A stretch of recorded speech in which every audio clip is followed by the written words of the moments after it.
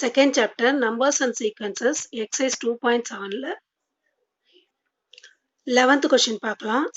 Sivamani is attending an interview for a job and the company gave 2 offers to him. Sivamani ஒரு interview attend பண்றான். அந்த company ரெண்டு offer கொடுக்குறாங்க.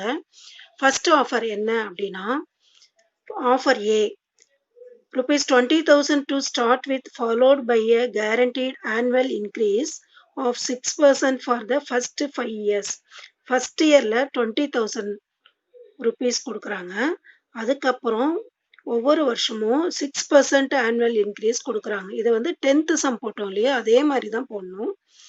என்ன question கேட்குறாங்க அப்படின்னா, ரெண்டு ஆஃபர் கொடுத்துருக்காங்க. அதுல ஃபர்ஸ்ட் ஆஃபர் ஃபர்ஸ்ட் கண்டுபிடிச்சிடலாம்.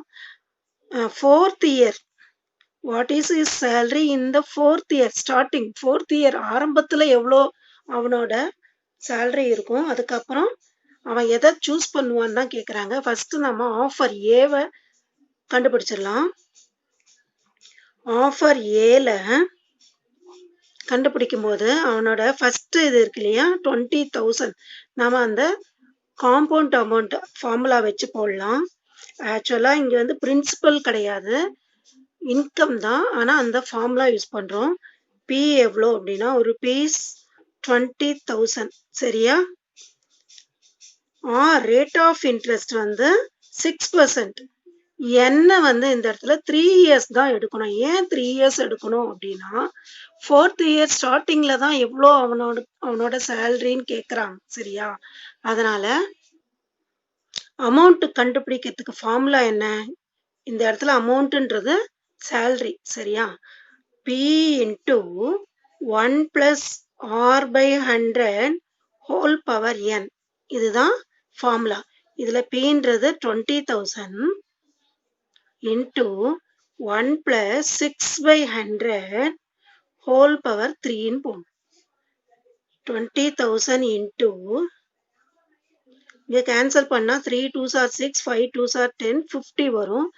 இங்க 50 1 into 50 50, 50 plus 3 53 வரும். 53 by 50 whole power 3. 20,000 into 53 by 50 என்ன ஆன்சர் வரும்? 53 50 ஆல டிவைட் பண்ணா 1.06 வரும், whole power 3. 20,000 into 1.06 whole power 3 னா 3 times 1.06 மல்டிப்ளை பண்ணும். அதுக்கு என்ன ஆன்சர் வரும்னா 1.1910 வரும்.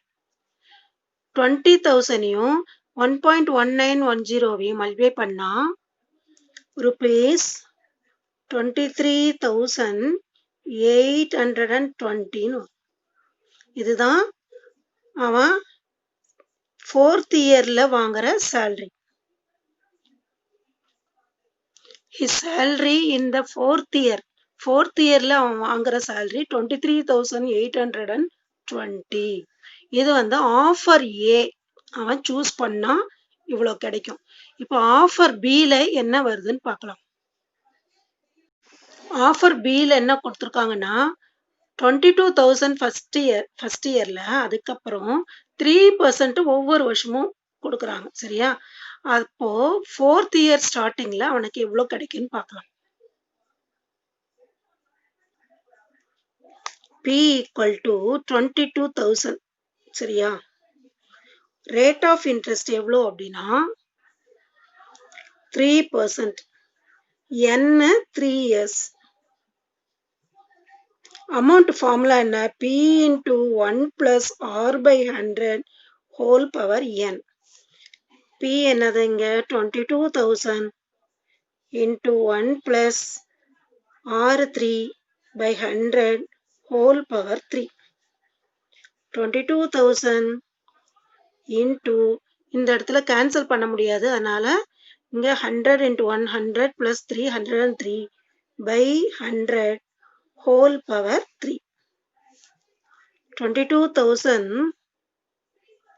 into இங்க வந்து by 100ன்றதால ரெண்டு நம்பர் தள்ளி டாட் வைக்கணும். 1.03 whole power 3ன்னு வரும். 22,000 into 1.03 ஹோல் பவர் 3, அதாவது 1.03 3 டைம்ஸ் மல்டிப்ளை பண்ணணும். 1.09273 வரும். இப்போ இந்த நம்பரை 22,000 மல்டிப்ளை பண்ணா 24040.06 வரும். இதை ரவுண்ட் ஆஃப் பண்ணும்போது இந்த பாயிண்ட்டுக்கு அப்புறம் நம்பர் தேவையில்லை. ₹24,040 வரும். இது ஆஃபர் பிக்கு வருது. ஆஃபர் பில அவன் என்ன சேலரி கிடைக்கும் அவனுக்கு அப்படின்னா 24,040 கிடைக்கும். ஆஃபர் ஏல என்ன கிடைச்சது? 23,820 rupees ஆஃபர் ஏல அவன் 4th இயர்ல வாங்குற சேலரி. கொஸ்டின்ல என்ன கேக்குறாங்கன்னா, what is is salary in the 4th year with respect to the offer a and b அப்படிதான் கேக்குறாங்க. ஆஃபர் ஏல என்ன சேலரி வாங்குவோம், ஆஃபர் பில என்ன சேலரி வாங்குவோம் தான் கேக்குறாங்க. அதனால ஆன்சர்ல ஆஃபர் ஏல என்ன சேலரி, ஆஃபர் பில என்ன சேலரின்னு எடுத்து எழுதுனா போதும். சரியா? இந்த சம் புரிஞ்சுதா students? Second chapter numbers and sequences exercise 2.7ல 12th கொஸ்டின் பார்க்கலாம். If A, B, C are 3 consecutive terms of an AP. AP ஓட 3 consecutive terms கொடுத்திருக்காங்க A, B, C அப்படின்னு. And X, Y, Z are the 3 consecutive terms of GP. GP ஓட 3 consecutive terms எதெல்லாம்னா X, Y, Z. சரியா? Then prove that X power B minus C into Y power C minus A into Z power A minus B equal to 1 அப்படின்னு prove பண்ண சொல்றாங்க. இதோட வேல்யூவை multiply பண்ணா 1ன்னு வரணும். அதை ப்ரூவ் பண்ண சொல்றாங்க. சரியா? First A, B, C are 3 consecutive terms in AP ன்னு கொடுத்துருக்காங்க இல்லையா? அதை எழுதிக்கலாம். A, B, C are in AP. இது AP ல இருக்கு. AP ல இருக்குன்னா என்ன condition? T2 minus T1 equal to T3 minus T2. இது இருந்தாதான் AP ல இருக்குன்னு அர்த்தம். சரியா? இது ரெண்டு ஈக்குவலா இருக்கணும். அப்போ இது T1, இது T2, இது T3. சரியா? அப்போ T2 minus T1 னா B minus A equal to C minus B. இந்த மைனஸ் பி லெஃப்ட்டுக்கு வந்ததுன்னா என்ன ஆகும்? பிளஸ் ஆயிடும். அப்போ பி பிளஸ் பின்னு வரும். சி அப்படியே இருக்கு. Minus a right hand side வந்தோன்னா பிளஸ் ஏ ஆயிடும். பி பிளஸ் பி என்ன வரும்? 2பின்னு வரும். 2b equal to c plus a. சரியா? இதை ஃபர்ஸ்ட் ஈக்குவேஷன் வச்சுக்கணும். Next x comma y comma z are 3 consecutive terms of GP ன்னு கொடுத்திருக்காங்க. X, Y, Z are in GP. GP ல என்ன கண்டிஷன் அப்படின்னா T2 by T1 equal to T3 by T2. இந்த ரெண்டு வேல்யூவும் ஈக்குவலா இருந்தா அது GP ல இருக்குன்னு அர்த்தம். சரியா? T2 என்ன இங்க? Y by T1 X equal to T3 by T2ன்றது Z by Y. இப்போ கிராஸ் மல்டிப்ளை பண்ணும். Y into Y என்ன வரும்? Y square equal to X into Z. XZன்னு வரும். இப்போ Y வேணும்னா என்ன பண்ணணும்னா ஸ்கொயர் ரூட் எடுக்கணும். Yக்கு ஸ்கொயர் ரூட், இந்த Y ஸ்கொயர் ரூட் எடுத்தா Y வரும். Y கண்டுபிடிக்கணும்னா இந்த XZக்கு ஸ்கொயர் ரூட் வரும். ஸ்கொயர் ரூட் ஆஃப் XZன்னு வரும். இதை எப்படி எழுதலாம் அப்படின்னா ஸ்கொயர் ரூட்னா எப்படி போடணும்னா XZ த ஹோல் பவர் 1/2 இப்படிதான் எழுதணும் ஸ்கொயர் ரூட்னா. சரியா? இதை செகண்ட்னு போட்டுக்கலாம். Second equation. இப்போ கொஸ்டின்ல இங்க இருக்கு இல்லையா? இந்த வேல்யூவை நம்ம அதாவது லெஃப்ட் ஹேண்ட் சைடை எடுத்துக்கலாம். லெஃப்ட் ஹேண்ட் சைடை எடுத்து ரைட் ஹேண்ட் சைட்ல இருக்கிற 1 வருதான்னு செக் பண்ணணும். அதுதான் ப்ரூவ் பண்ண போறோம் நம்ம. சரியா? LHSன்னு எழுதிட்டு இதை எழுதிக்கணும். X power b minus c into y power c minus a into z power a minus b. இந்த இடத்துல நான் இன்டூ போடலைனாலும் அது மல்டிப்ளை தான் அர்த்தம். சரியா? இப்போ x power b minus c அப்படியே எழுதிக்கலாம். இங்க ஒய்யோட வேல்யூ நாம கண்டுபிடிச்சோம்ல, அதை எழுதிக்கணும்.